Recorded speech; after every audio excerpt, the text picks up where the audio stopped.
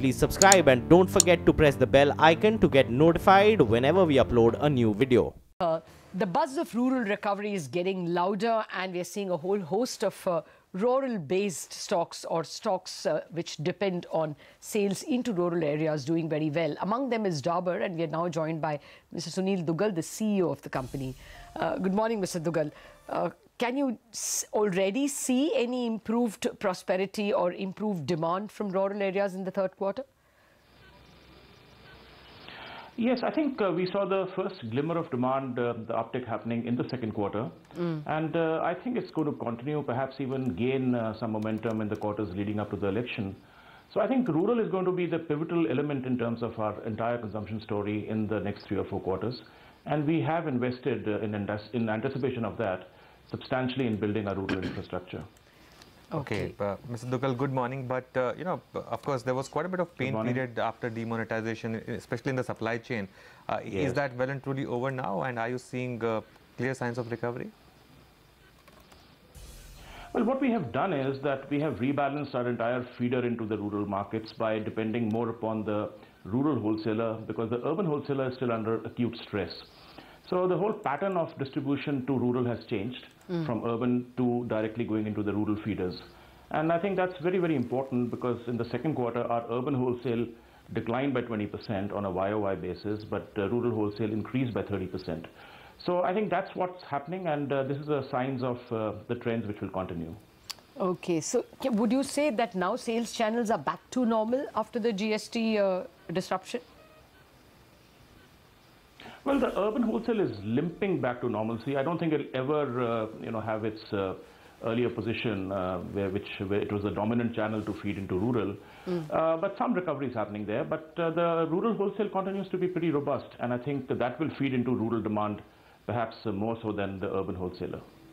Oh, why do you say it will not ever limp to normalcy? We were under the impression that listed formal sector players will actually have an upper hand, and therefore sooner or later the channel also will get an upper hand, no? Not necessarily. I think it's a rebalancing of channels. The rural demand, if it's there, somebody has to feed it. The trading wholesalers which were located in the large urban centers, which were the dominant channel to feed into rural, they have got impacted seriously by demonetization and by GST. Okay. And while they are recovering, I don't think, as I said earlier, that they will reach their earlier position where they were the dominant feeder. Mr. Duggal, I just want to talk a bit about the oral healthcare products. Of late, we've seen for your company also, last quarter was extremely good. Is this entirely because of new product offerings, especially in the Ayurveda space? If you could just tell us what's led to that kind of growth in this segment? Well, we haven't launched any product here other than Red Gel, which did contribute in some way, but not significantly to our total growth. So the demand for herbal and Ayurvedic oral care products continues to be very, very robust.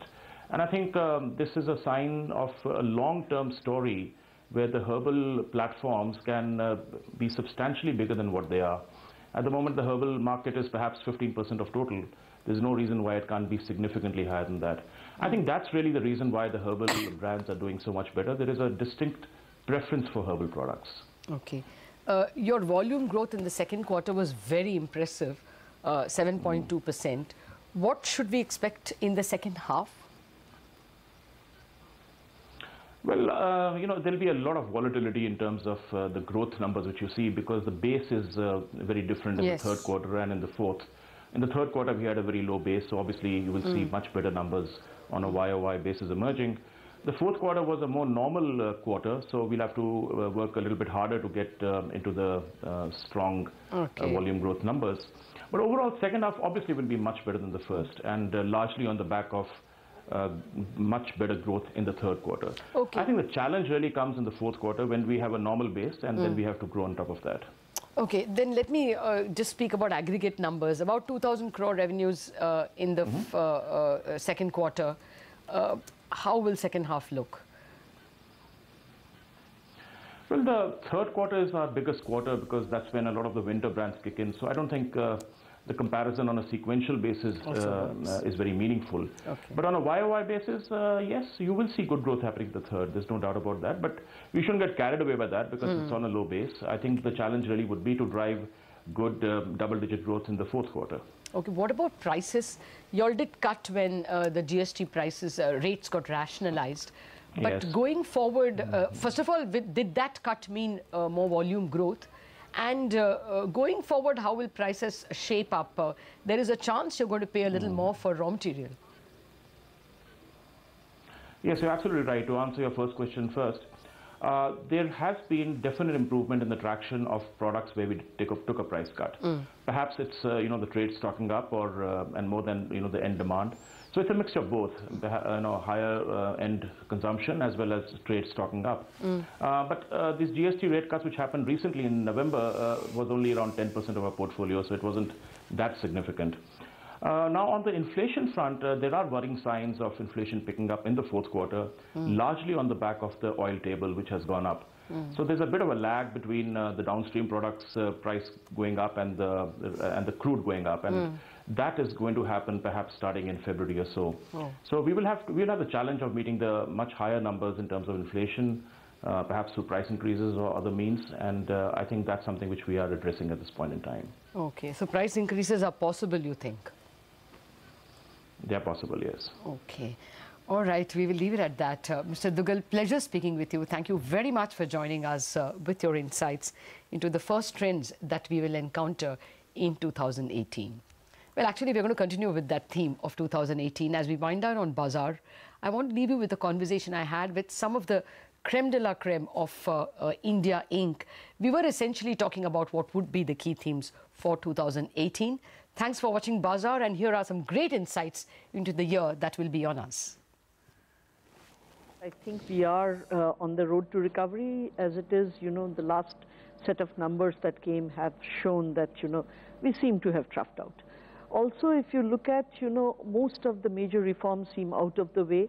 The government is now concentrating on consolidation of those reforms, on making the changes that are important in order to get them properly implemented and also accepted by the public at large. I think the recent election results are also a boost to the current government in order to take the agenda of growth, as you say, the agenda of growth forward.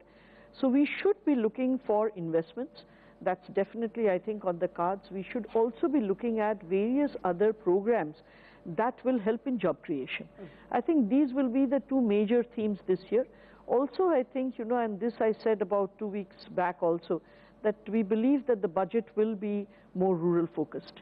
And I think with the election results, that now seems to be absolutely something on the cards. What about the price cycle? I mean, we've had a fairly brilliant run for steel, a brilliant run for iron ore, for crude, for copper, for zinc. You guys handle all this. Will 2018 be a peak off, or even 2018 you're going to be in the plus area in terms of prices? We are investing $10 billion. If that's an answer to anything, right? But cycles. You are in the business. You have to ride the cycles out, and if you are in the commodity-ish kind of businesses, cost is your key, right? So you have to ride the cycles. But what about crude? I mean, are we going to? There are a lot of people who tell us 2018 is going to be probably $70–75 average. Is that how it looks like to you? Well, it looks a lot stronger than what it used to be last year. So we do see, it range, in the range of 60 to 70, may top 70 for a while. But, predict, it's anybody's guess. The next 12 months, the average price would be higher than the last 12 months, possibility? Definitely. Okay. On pharmaceuticals itself, 2017 is not a year we will remember as the best year for pharma sector. It was more 15 and 16 when you just dominated the bourses.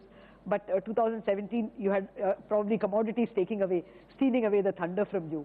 What do you think, Ramesh? Will 2018 be a better year for Indian pharma? The emergence year? Re-emergence year? Well, 2018 is certainly going to be a turbulent year again. The reasons would be as follows. channel consolidation is certainly going to continue in America. So the Express Scripts coming together is going to mean another bout of price erosion. And you have this CVS-Aetna merger, which the channel partner payer merger, which is again going to contribute to price erosion out there. There's, of course, intensifying competition, but I'll park that aside. The third thing which I think could also contribute is essentially Trump's policies itself. You know, his taxation policies, for example.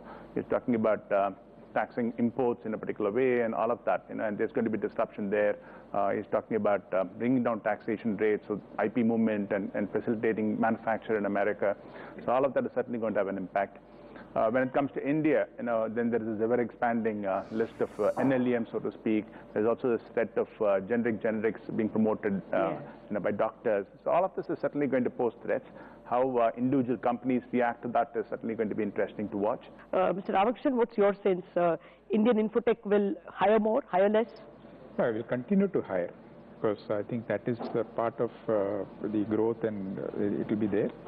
But more important, I think the whole reskilling will continue to happen, because with the technology space changing and several new technologies coming in, so the existing strength itself will have to go through reskilling, and which is already happening in a very significant manner over the last 3-4 years.